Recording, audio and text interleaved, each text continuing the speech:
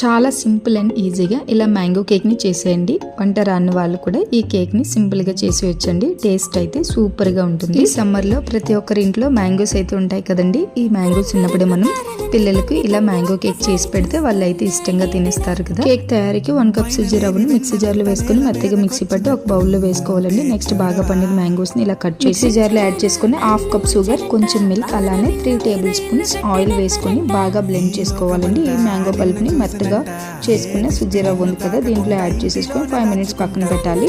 ఈ 5 మినిట్స్ తర్వాత రవ్వ ఉబ్బు కొంచెం థిక్గా తయారవుతుంది. ఇప్పుడు దీంట్లో 1/2 స్పూన్ బేకింగ్ సోడా, అలానే 1 స్పూన్ బేకింగ్ పౌడర్ వేసి పించ్ ఆఫ్ సాల్ట్ వేసి కొంచెం మిల్క్ వేసి బాగా మిక్స్ చేసుకోవాలి.